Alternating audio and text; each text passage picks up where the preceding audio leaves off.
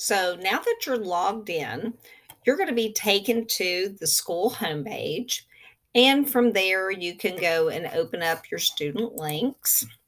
I want to point out that right here on the student links page in hot pink, we have our Chromebook tutorials. And I'm going to keep making them as we go through this process together.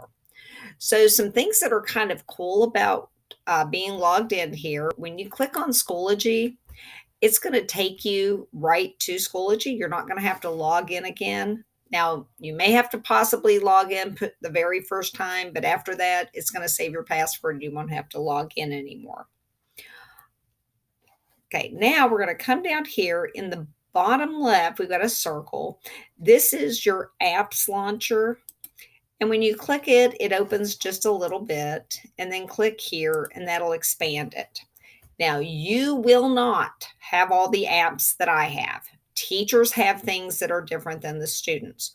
What you see is all that you have available to you. There are two different pages here, but that's all you're going to have. Down here on your shelf, you'll want to pin the things that are the apps that you're going to be using all the time.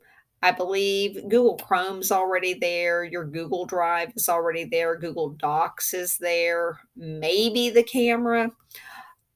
You will also want this one for sure, files, because your files you're going to be in all the time.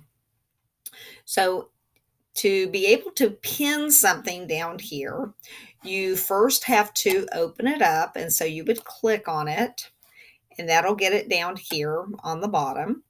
And then to pin it, all you need to do, if you're using a mouse, you can right click. If not, you can just put your finger on it and hold it, and that'll open up the dialog box. And at that point, you could click here, pin, and that'll keep it there. So here in the corner, you'll notice in the clock, you've also got your battery life, and you'll find that you've got a lot of battery life on these devices. Okay, this button right here is pretty important, sign out.